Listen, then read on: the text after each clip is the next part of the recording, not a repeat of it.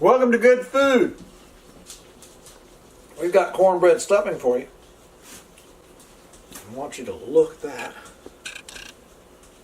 Hot, steamy, fresh. No second chances on that. It's so good, everybody's running for it. That's true. Let's go over the cornbread. So grab your paper and pencil because I'm going over the ingredients right now. In this bowl, I have 1.5 cups of cornmeal and 1/2 cup of all-purpose flour. To that, I've added a 1/2 teaspoon of baking soda, and I've added a 1/2 teaspoon of salt. So let me turn this off. I've got a hot pan right here.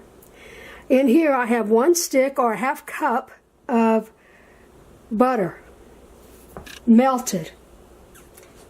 In this cup I have 2 whole eggs, 2 whole large eggs, and 1 cup of buttermilk.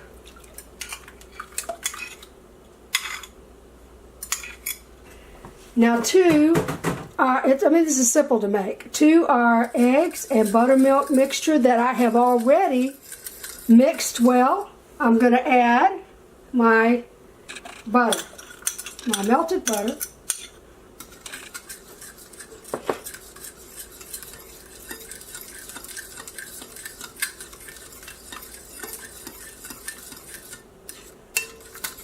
Just like that, very simple. Now, my flour, cornmeal, salt, and baking soda, I just used a whisk to make sure everything was mixed well.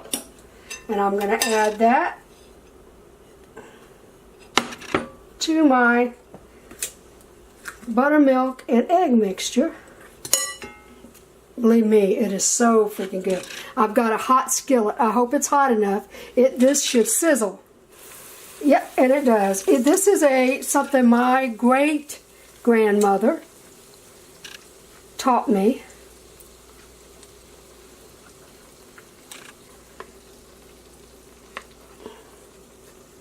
I think it makes the crust better, and you want a good crust on the bottom.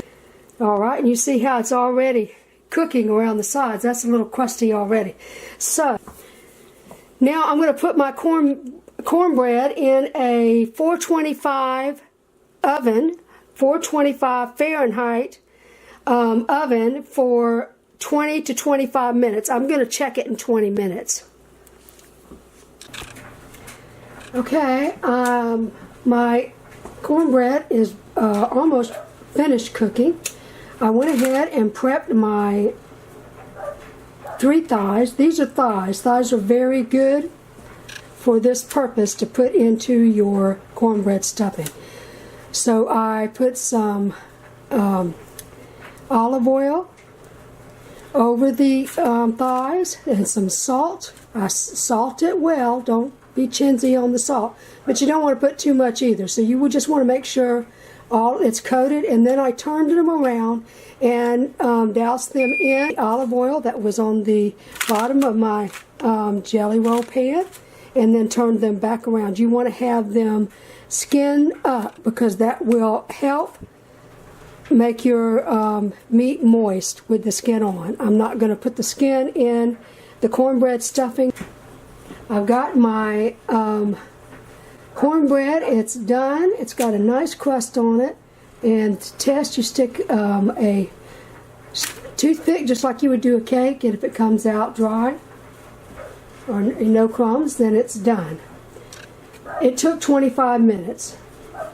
I dropped my oven down to 375, and I'm going to put my thighs in for 20 minutes. But you got to remember, these thighs have bones, so they may take longer than that. But we'll check them in 20 minutes. Alright, I have sweated down my vegetables, which was a 1.5 cups of chopped onions and a cup of celery. I added my juices from my chicken thighs and also added about a heaping tablespoon of coconut oil. Now, in my bowl here, I have 2 tablespoons of fresh parsley, 1 tablespoon of fresh sage, a teaspoon of thyme, and a teaspoon of rosemary. Now, when you use fresh herbs, you have to double what you would use for dry. So you would just use half of what I used here if you're using dry. Now I'm going to just let that simmer for just a little bit, and then we'll go ahead and add the meat.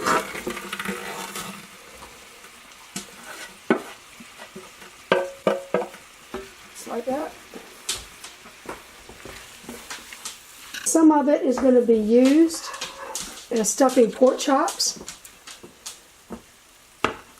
and I'll put a link down below for the pork chops. Now I'm going to take my bread. Now you see what it looks like here, my cornbread. So you just want to break this up, and this breaks up very nicely. If it had more flour in it, it wouldn't break up this simple. I still have the stove on low, and I'm going to go ahead and turn it off. Now let's give it a stir. Now I'm going to share with you the secret to great stuffing.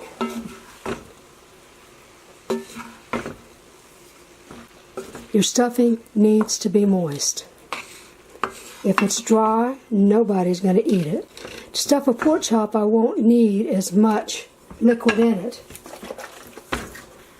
If you have homemade chicken broth, this is a good time to use it. I am out, so I got a good organic brand, and I'm putting the whole quart in here, or near about, and just mix this up.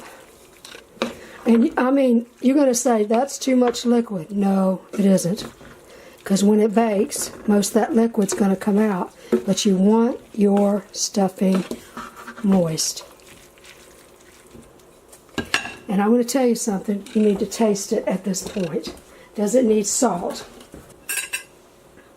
Doesn't need much. Actually, that's pretty freaking good. And I'm not even a stuffing person. I just added about a half a teaspoon more. Salt, my God, that's good. What? I'm going to take some out at this point to stuff pork chops. You can take your stuffing, you can put it in the refrigerator for a day or two, or you can freeze it. And you can freeze it probably 2-3 weeks, something like that. I've never froze it, so I don't know exactly how long it lasts. It may last 6 months. I don't know. But I certainly would test, 3 weeks. I wouldn't do longer than that without checking and see if that works. Okay, this is fixing to go in the oven at 375. I'm going to check it in 40 minutes. It may take a little longer than that. I'm putting a little bit more juice in there. Yes, you need a lot. I put in about a quart and a cup. So if you got a big family, you're going to want to double this. But stuffing is good any time of the year. If you're going to have a roast chicken or something for a Sunday dinner or whatever, you'll fix this stuffing to go with it. Doesn't have to be for just Christmas and Thanksgiving. Okay. That's the stuffing. Enjoy. Please like and subscribe if you like these videos. Subscribe so you won't miss another one. Thank you.